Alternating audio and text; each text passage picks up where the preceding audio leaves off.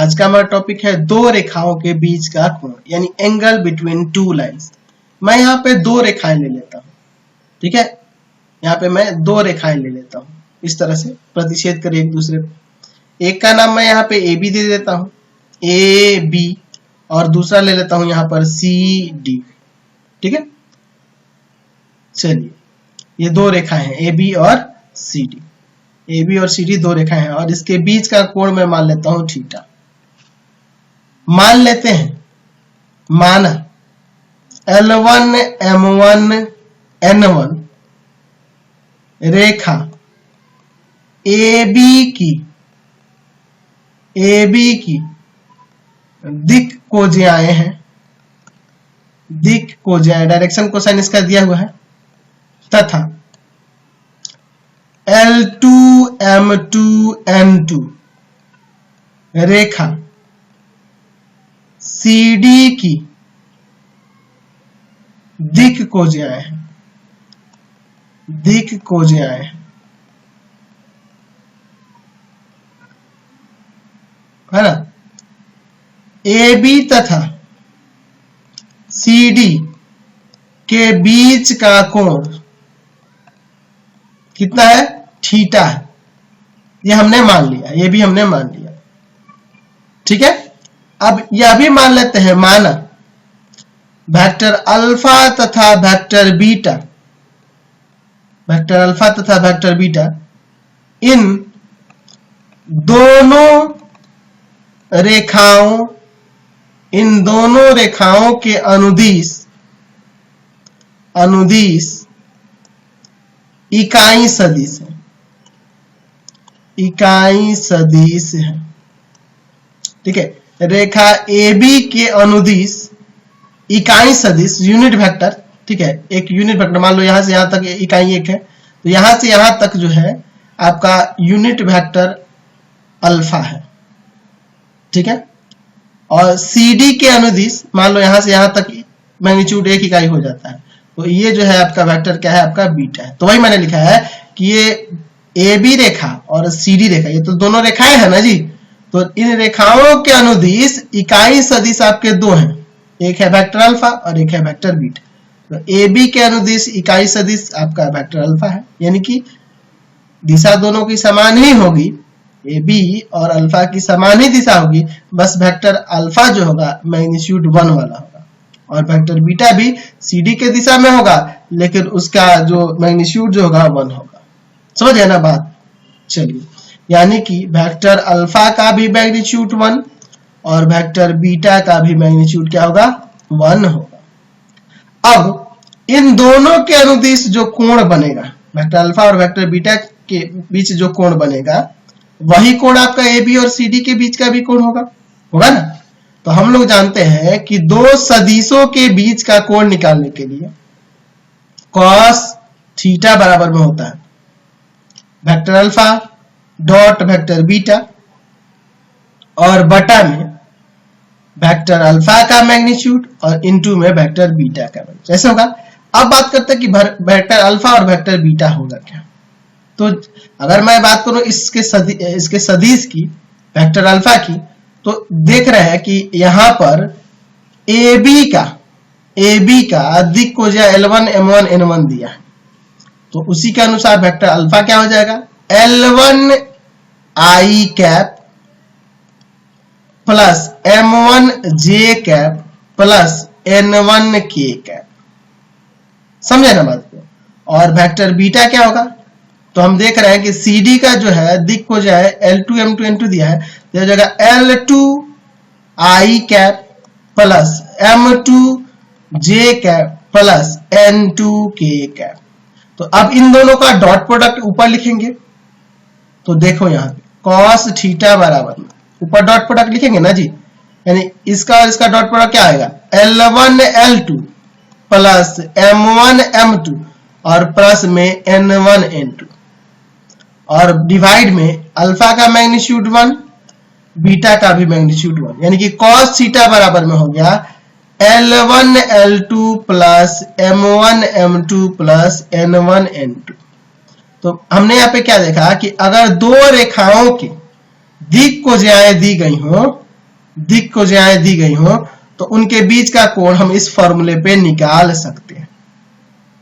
ठीक है, और दिक अनुपात दिया होगा तब, तो दिक अनुपात दिया होगा तो या तो आपके पास ऐसे दो सदिश दे दे, ऐसे दो सदिश दे दे जहां वहां पे दिक कोजाएं दी गई, दिक अनुपात है ना, दिक अनुपात दिया गया हो, तो दिक कोजाएं कैसे निकालेंगे, तो दोनों सदिशों का इकाई सदिश निकालेंगे और फिर ये फॉर्मूला लगा देंगे। या अगर मान लो आपके पास जो सदिश दिए गए होंगे वहां से आपको दिक अनुपात प्राप्त हो, ठीक है, दिक अनुपात प्राप्त हो, एक दिक अनुपात A1 B1 C1 हो और दूसरा हो A2 B2 C2, दिक अनुपात दिया हो, तो इस कंडीशन में भी हम लोग जानते हैं क्या होता है फॉर्मूला, तो हम लोग फॉर्मूला जानते हैं। हम लोग क्या करेंगे, पहले L1 M1 N1 निकाल लेंगे, L1 M1 और N1 निकाल लेंगे। वो कैसे निकालेंगे, तो A1 बटा में इसका यहां से लिख देंगे रूट अंडर A1 का स्क्वायर प्लस B1 का स्क्वायर प्लस C1 का स्क्वायर, B1 बटा में रूट अंडर A1 का स्क्वायर प्लस B1 का स्क्वायर और प्लस में C1 का स्क्वायर, यहां भी C1 बटा में रूट अंडर A1 का स्क्वायर प्लस B1 का स्क्वायर प्लस C1 का स्क्वायर।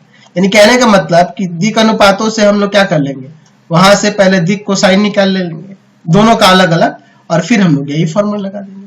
ठीक है, कई सारा तरीका आपको दिखेगा बनाने के लिए, बहुत सिंपल है ये चैप्टर। अगर हम चाहें, ये तो डॉट प्रोडक्ट से हमने निकाला, अगर मान लो क्रॉस प्रोडक्ट से निकालना चाहें तो आपको पता है कि अल्फा और बीटा जो ऊपर था उनका क्रॉस प्रोडक्ट कैसे निकालेंगे, तो लिखेंगे आई कैप जे कैप के कैप, और अल्फा का जो अदिश घटक थे आपका L1 M1 N1 और इसका था L2 M2 N2। अब इसका डिटर्मिनेंट वैल्यू निकालेंगे ना, तो यहां ऐसे आ जाएगा, मैं डायरेक्ट लिख देता हूं M1 N2 माइनस का M2 N1 आई कैप। ठीक है, और फिर मैं प्लस ही ले लेता हूं।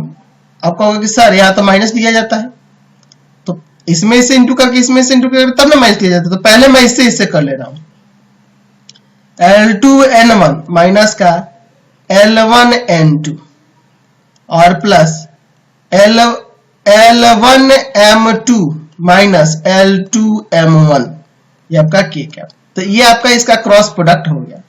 ठीक है, तो हम लोग जानते हैं साइन थीटा बराबर, एक फॉर्मूला जानते हैं ना, साइन थीटा बराबर क्या होता है, तो साइन थीटा बराबर में हो जाता है vector A cross vector B, sorry vector alpha plus vector beta, vector alpha cross vector beta का मैग्नीट्यूड और बटा में वेक्टर अल्फा का मैग्नीट्यूड और वेक्टर बीटा का मैग्नीट्यूड। यहाँ अल्फा बीटा दिया ए बी की जगह, तो यहां से आपका फाइनली साइन थीटा बराबर क्या लिखा जा सकता है, तो इसका मैग्नीट्यूड यानी कि रूट अंडर,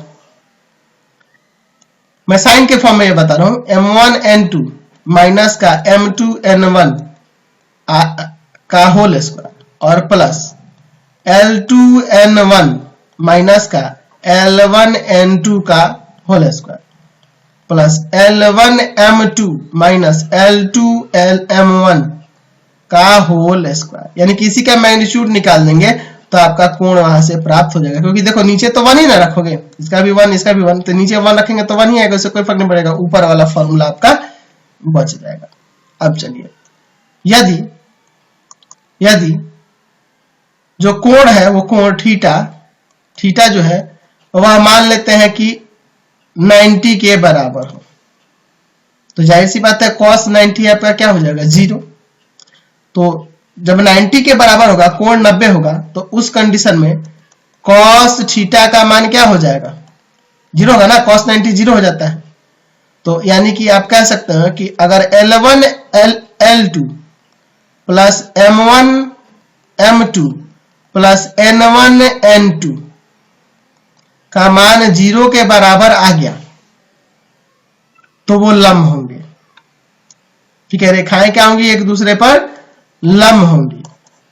समझ गया ना बात को, यानी लंब होने के कंडीशन में हम लोग L1 L2 plus M1 M2 plus N1 N2 बराबर 0 कर देंगे। देखो ना, ये आया था ना ऊपर, ये फॉर्मूला आया है, तो अगर मैं यहाँ 90 रखता हूं cos 90 तो 0 हो जाएगा ना, यानी कि अगर लंब होगा तो इनका ये जो इनका मान जो होगा 0 के बराबर हो जाएगा, यानी कि डायरेक्शन कोसाइन जो दिए होंगे उनका जो प्रोडक्ट करके उनका सम निकालेंगे तो वो 0 के बराबर होगा। यदि थीटा बराबर में 0 हो या 180 हो, यानी कहने का मतलब कि वेक्टर अल्फा वेक्टर बीटा के समांतर हो, यानी कि दोनों रेखाएं ए बी और सी डी एक दूसरे के समांतर हो, तो उस कंडीशन में साइन थीटा का मान 0 होगा, यानी इसके बराबर में 0 कर देंगे।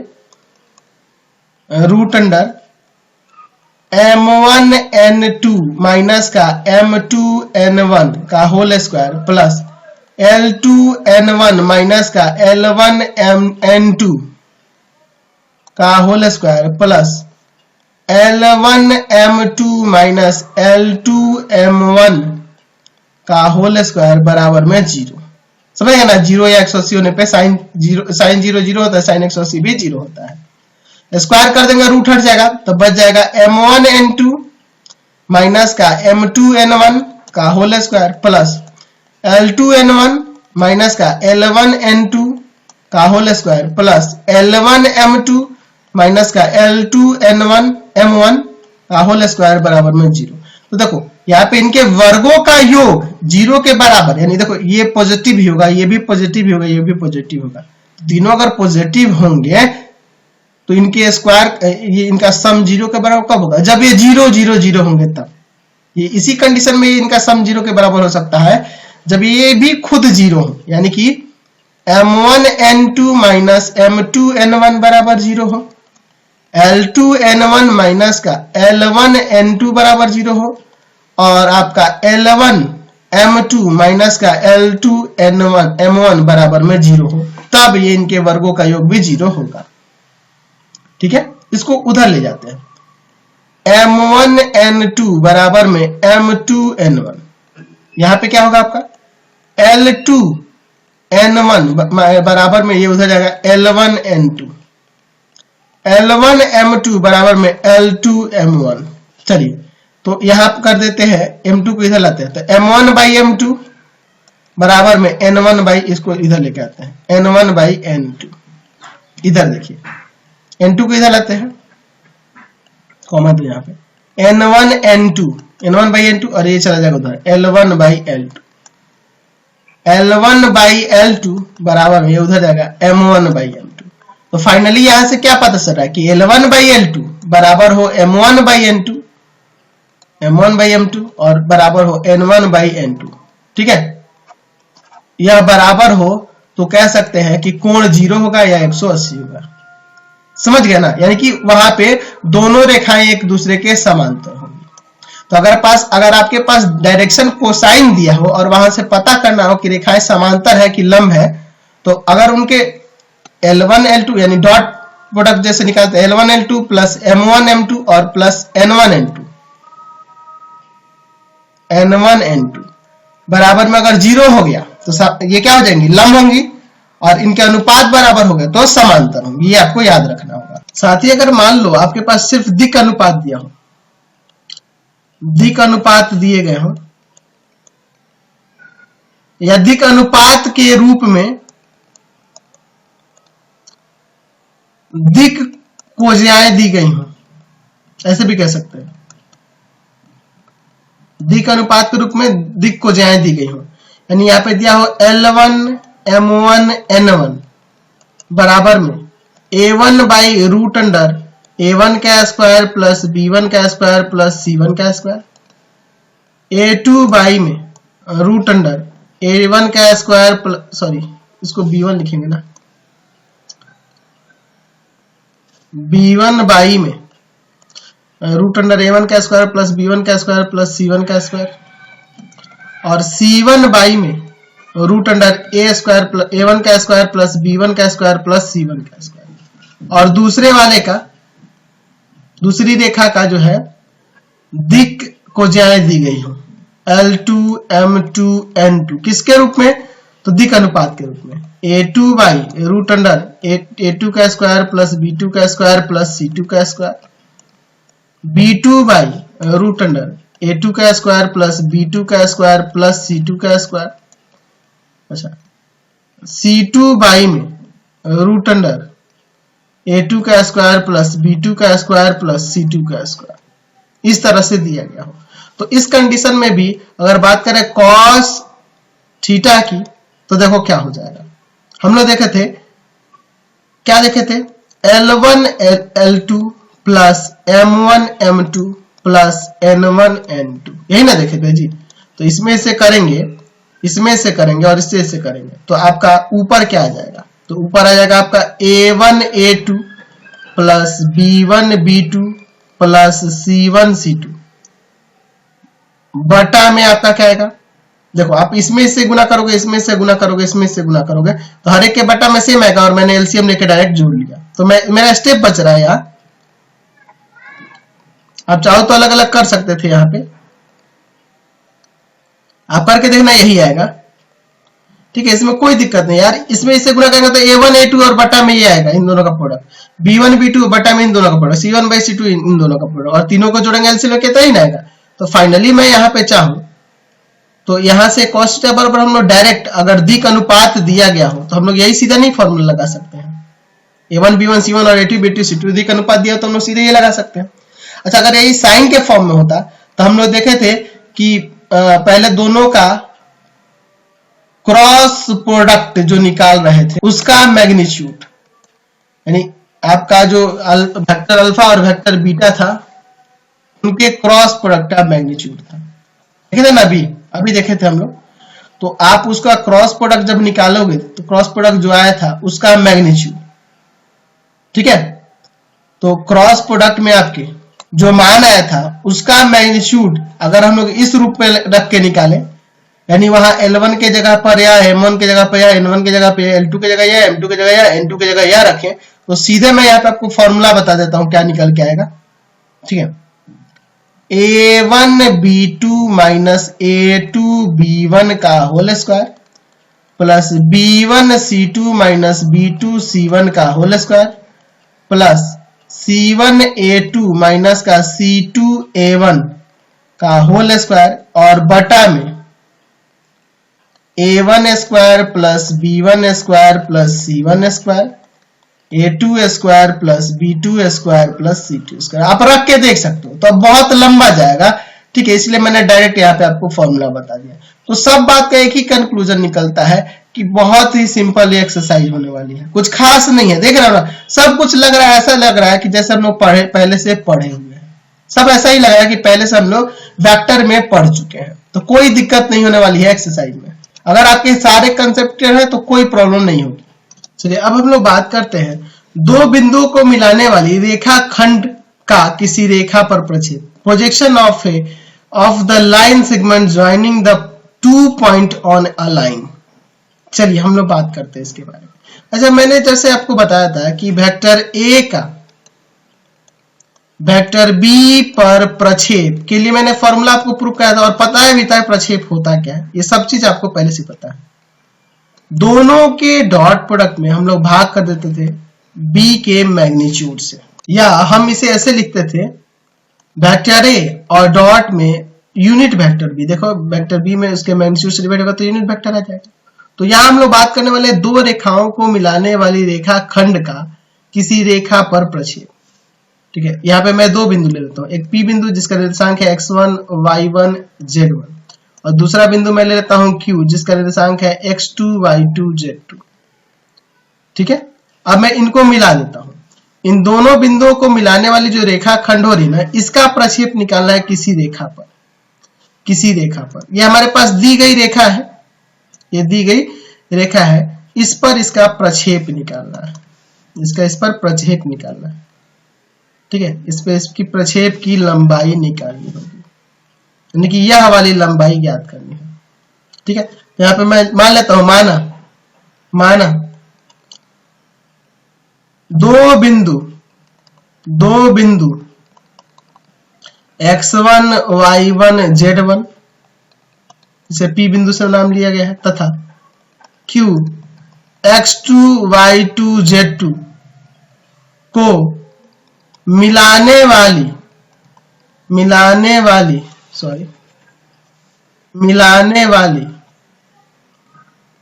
रेखाखंड का उस रेखा पर जिसकी दिक्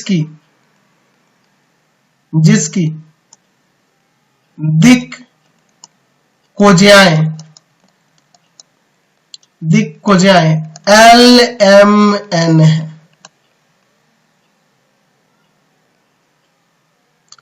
माना दो बिंदुओं इतना तथा इतना को मिलाने रेखाखंड का उस पर जिसकी दिक् कोज्याएं LMN है,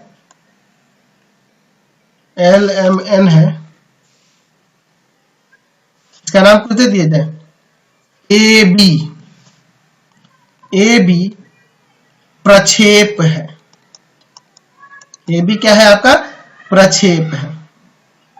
ठीक है, तो इसका हमारे पास क्या दिया गया है? तो इसका दिया गया है, तो यहां पे अगर मैं इस रेखा को L ले लूं तो लिख सकता हूं रेखा L के सापेक्ष इकाई सदिश आपका क्या हो जाएगा? तो जब दिक् को जाए LMN दिया है तो इकाई सदिश LI cap MJ cap plus NK cap है। ठीक है, समझ गए ना? तो ये आपका इकाई सदिश आ गया। और दो बिंदुओं को मिलाने वाली रेखा का सदिश आपको पता है, वेक्टर PQ कैसे निकालेंगे? ठीक है, वेक्टर PQ कैसे निकालेंगे? तो हो जाएगा x2 minus x1 I cap, y2 minus y1 J cap और plus Z2 minus Z1 K cap. ये हो जाएगा। चलिए, तो मुझे प्रक्षेप AB की बात करनी है। प्रक्षेप AB की बात करनी है तो आपको पता है प्रक्षेप AB कैसे निकालेंगे। ये प्रक्षेप AB कैसे निकालेंगे? तो वेक्टर A का वेक्टर B पर प्रक्षेप क्या होता है? तो वेक्टर A के साथ डॉट प्रोडक्ट कर देते हैं यूनिट वेक्टर B का। ठीक है, यूनिट वेक्टर B का। तो हमारे पास अगर बात करना है प्रक्षेप AB का तो हमें निकालना है वेक्टर PQ का। देख रहे हैं ना, वेक्टर PQ का इस रेखा के प्रति। तो वेक्टर PQ का डॉट प्रोडक्ट किसके साथ निकाल देंगे?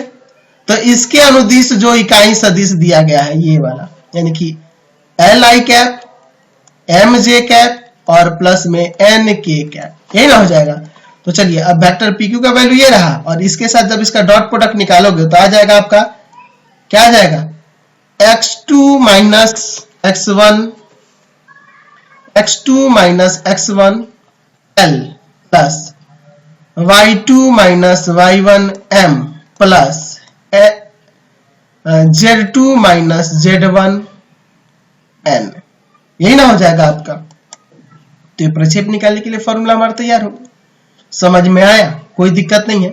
तो अगर आपके पास दो बिंदुओं को मिलाने वाली, दो बिंदु दिए गए हैं और उनको मिलाने वाली रेखाखंड का प्रक्षेप किसी रेखा पे निकालना हो, किसी रेखा पर निकालना हो जिसके दिक् कोज्याएं दी गई हो, तो उसके लिए हम लोग ये फॉर्मूला का अप्लाई कर देंगे। तो यही सारे आपके फॉर्मूले थे और इन्हीं के आधार पर हम लोग एक्सरसाइज के क्वेश्चंस को अब बनाने वाले हैं। ठीक है, ज्यादा क्वेश्चन नहीं है और ज्यादा बड़ी एक्सरसाइज नहीं है, आपको दो पार्ट में खत्म हो जाएगी। तो इस वीडियो में मैं इतना ही रहने दूंगा क्योंकि सारा इंट्रोडक्शन इसका खत्म हो गया इस चैप्टर का। ठीक है, लेकिन आप लोग क्लास 11th का जो मैंने 3D पढ़ा रखा है ना, उसको जाके जरूर पढ़ लेंगे। देखो, ये चैप्टर आपको तभी समझ में आएगा जब क्लास 11 का आपको 3D आना चाहिए और साथ ही साथ जब मैंने वेक्टर चैप्टर पढ़ा है ना, वो भी आपको अच्छे से आना चाहिए। तो वेक्टर पढ़े होंगे और क्लास 11 का अगर आप 3D चैप्टर पढ़े होंगे तभी मेरे बताए हुए सारे कंसेप्ट आपके क्लियर होंगे। तो पहले जिसको दिक्कत होगी वो जाके पढ़ लेंगे। और ऐसे आपको क्या करना होगा, अब हमारे 3 चैनलों को आप सब्सक्राइब कर लेंगे। पहला है pathfinder classes Chhapra, pathfinder classes Chhapra. दूसरा है आपका भारती भवन रविकांत सर, भारती भवन रविकांत सर। और तीसरा चैनल है आपके रविकांत सर के नाम से, रविकांत सर के नाम से। तीनों चैनल को सब्सक्राइब करेंगे और इससे रिलेटेड वीडियो के लिए सीधे डिस्क्रिप्शन में जाएंगे और इससे संबंधित नोट्स के लिए गूगल पे जाके सर्च करेंगे www.ravikansir.in, ravikansir.in, और यहां पर जाकर आप सभी क्लासेस के नोट्स को और उनके पीडीएफ को डाउनलोड कर सकते हैं और पढ़ सकते हैं। तो जल्दी से जाइए वेबसाइट पर और सर्च करिए